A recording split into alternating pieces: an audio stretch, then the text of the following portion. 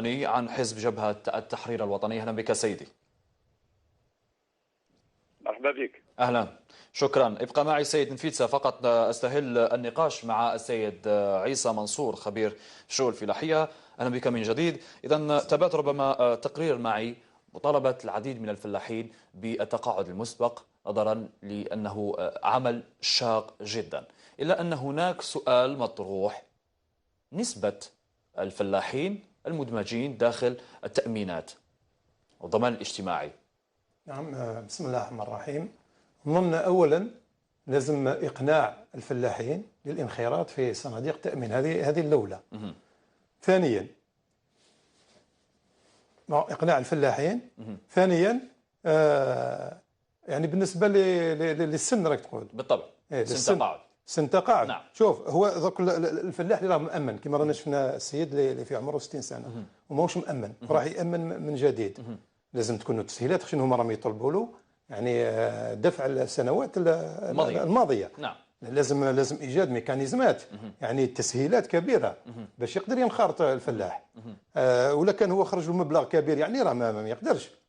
هذه اولا لازم اقناعه قبل ما نخموا باش ندمجوها ولا في المهن الشاقه. لازم يكون عدد معتبر من الفلاحين اللي يكون منخرط في الصندوق.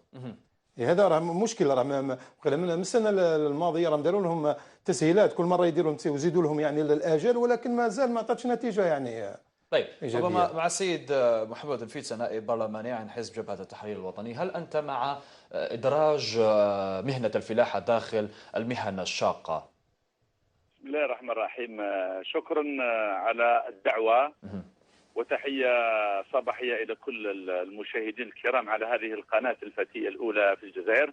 وتحية إلى الأخ عيسى الخبير في الاقتصاد الفلاحي.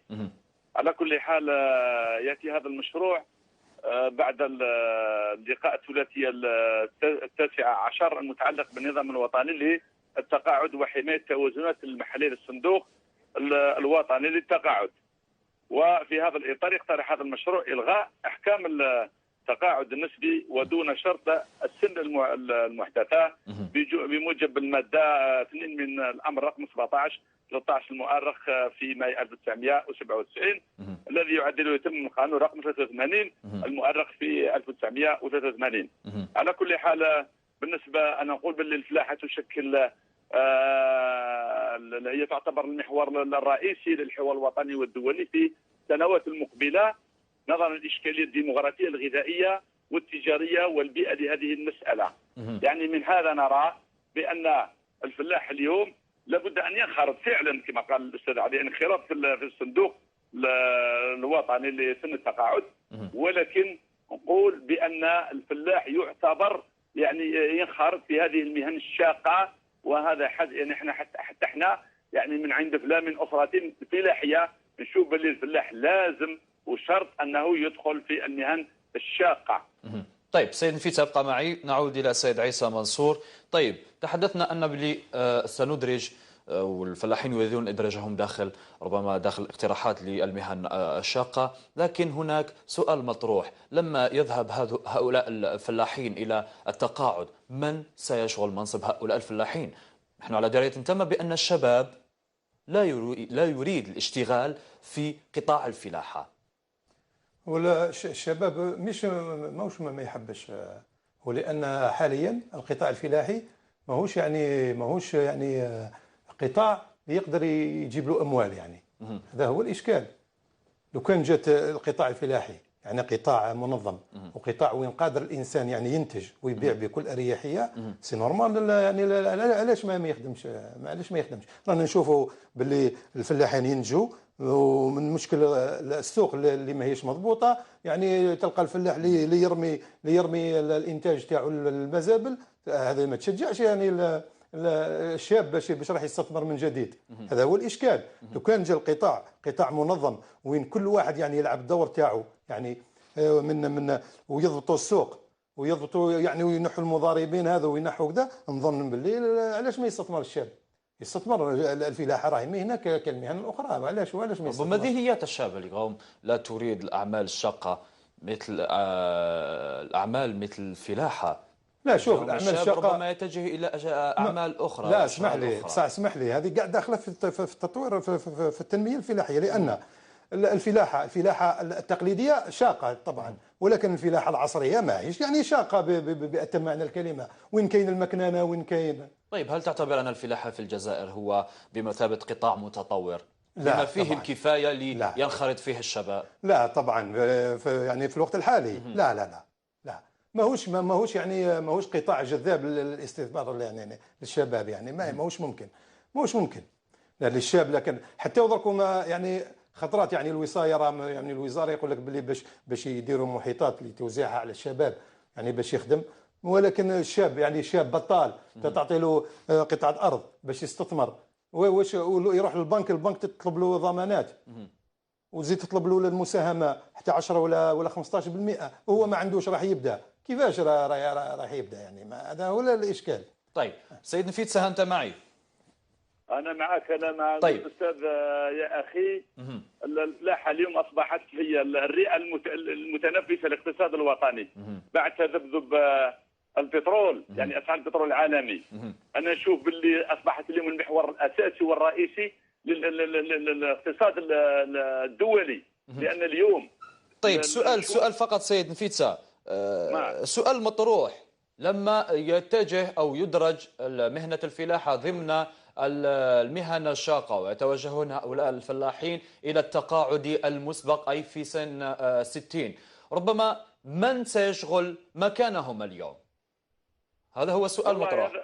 والله السؤال المطروح، أنا نشوف باللي نجد أصحاب الأراضي والمستثمرات الفلاحية صعوبة كبيرة في تأمين العمال لجني المحاصيل أو القيام بمهن فلاحية ممتدة على مدار الموسم. نعم. سبب عزوف كبير عن العمل في القطاع. نعم. حتى من أبناء الأرياف التي يسجل فيها في أوساطهم نسب بطالة مرتفعة. مواسم الدرس،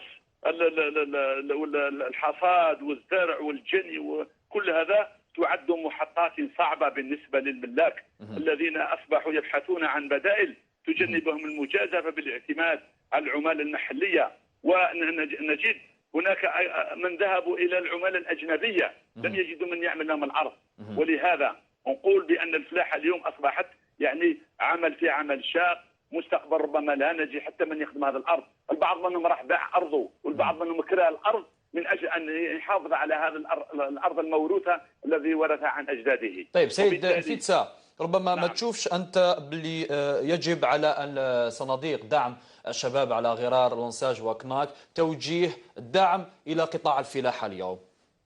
أنا أشوف الوزير السابق قالوا احنا اليوم رانا نشوفوا 5000 مليار. نعم. للنهوض بالقطاع الفلاحي في سنة هذا في الميزانية كاين 5000 مليار للنهوض بالقطاع الفلاحي في 2016. أن البرنامج الخماسي الحالي ينص على توسيع المساحة المسقية من 1,000,000 إلى 1,000,000 هكتار من أجل تأمين الغذاء وضمان الإنتاج وتهيئة مساحات مسقية في الشمال، حيث توسعة 250,000 هكتار من الأراضي، 200 هكتار لكل شاب يرغب في الاستثمار الفلاحي. الحكومة بغات تتخلص من المساحة بنسبة 50% وجعلتها على حدود 500,000 هكتار، إلا أن الرئيس عبد العزيز بوتفليقة خلال اجتماع المجلس الوزاري المصغر لجمع 12 وزير تدخل يؤكد أن مساحة الأراضي الفلاحية المخصصة للشباب والمستثمرين محددة ب1,000,000 هكتار من أجل النهوض بالقطاع وتنويع صادرات الجزائر خارج قطاع المحروقات يا سيدي. نعم، شكرا جزيلا لك سيد نفيتسة، نائب برلماني عن حزب جبهة التحرير الوطني، كنت معي عبر الهاتف. إذا نعود فقط لك سيد عيسى منصوري، ربما اليوم يجب على الحكومة الجزائرية ترشيد نفقاتها ربما، خصيصا في صناديق الدعم للشباب وتوجيهه أو توجيه الشاب إلى قطاع الفلاحة أكثر من القطاعات الأخرى. ما رأيك؟ شوف، التوجه الحالي للفلاحة على حسب ما نشوفه هي إقامة مشاريع ضخمة في الصحراء، يعني إقامة مستثمرات يعني اللي تفوق 10,000 هكتار. ولا كان يعني تجسد هذا الموضوع ما يشجعش يعني باش واحد يعني شاب باش يروح يستثمر في 10 ولا 15 هكتار. يعني هذا الإشكال الأول. هذا هو الأول. ثانيا، باش الشاب هذاك يستثمر لازم محفز لازم محفزات. لكن احنا رانا حابين صح ندخلوا الشباب، لازم محفزات. بون نعطوا له الارض في اطار الامتياز، ولكن ولا المعاملات الاخرى يعني اللي يقوم بها ماكينات يعني لازم يسهلوا له ذلك القروض. وكي يروح، يعني قلت لك يروح للبنك يعني يطلبوا له ضمانات. هو راه شاب راح يبدا حياته، واش راح يحط ضمان؟ واش راح يحط ضمان ويطلب له 10 ولا 15% يعني المساهمه في تمويل المشروع؟ يعني ما يشبه هذه الطريقه يعني نقدروا ندمجوا الشباب في الاستثمار الفلاحي. طيب، في نظرك هل بخروج هؤلاء الفلاحين على سن التقاعد ربما سيكون هناك اكتفاء ذاتي مستقبلا في الجزائر بالنسبة لهذا القطاع؟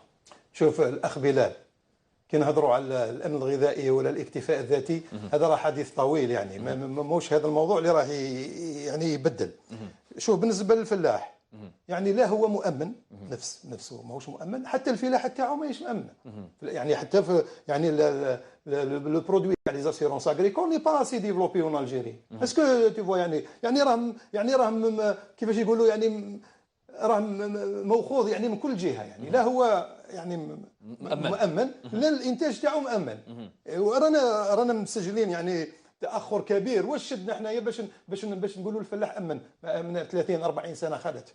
وعلاش وين السؤال المطروح هنا على واش خلينا حتى 2016 باش نروحوا نديروا حنا ثقافه جديده للفلاح، روح امن وخلص. وكيفاش يعني هذا هو هي من المفروض ان الفلاحه هي، شوف هي خطرشين الفلاحه ماهيش معتبره كمهنه يعني مهنه مهمه. يعني لو كان جات يعني يعتبروها كمهنه مهمه، لو كان الفلاح مؤمن، هو مؤمن، المنتوجات تاعو مؤمنه ويخدم بكل اريحيه. هو بمعنى الحديث ان ثقافه التامينات في الجزائر لا زالت متاخره. لا ما زالت متاخره، وما حاولناش احنا نفهموا الفلاح. شوف الفلاح قديما يخرج الاستثمار تاعو ما يخرجش يخدم، ما على بالوش كاع واش كاين كاع. هي نورمالمون الوصايه ولا الاداره هي اللي تروح ليه تبين له يعني الاخر. وهذا بيض كي يلحق 60 70 سنه يعني اذا كان مريض ما يقدرش يخدم يكون عنده مدخوله سي تو طافي نورمال. شكون ما يحبش هكذا؟ ولا كان قلت لك كان القطاع الفلاحي من القديم من منذ الاستقلال ماهوش ما عطاولوش حقه من الاهميه. ولهذا يعني العاملين فيه ثانيك لكن القطاع ما عندوش قيمه، حتى العامل فيه يعني يعود ديليسي يعني ما يعطولوش يعني القيمه. طيب يعني ربما سؤال اخير فقط سيد عيسى منصور، بصفتك انت خبير في قطاع الفلاحه، ربما قطاع الفلاحه اليوم هو مريض حقيقه. كيف للحكومه التعامل مع هذا القطاع، خصيصا في العديد من الاحيان فتحنا هذا الموضوع وادرجنا عديد من المقترحات داخل هذا الموضوع من اجل النهوض بهذا القطاع، خصيصا وأن الحكومة كانت تعتمد على الريع الأسود ألا وهو النفط. اليوم جاء الدور على القطاع الفلاحة. في هذا الشق بالذات نحن على دراية بأن قطاع الفلاحة مهمش كثيرا. كيف للحكومة أن تنهض بهذا القطاع وتوجيه ربما جل الاستثمارات لهذا القطاع من أجل النهوض به؟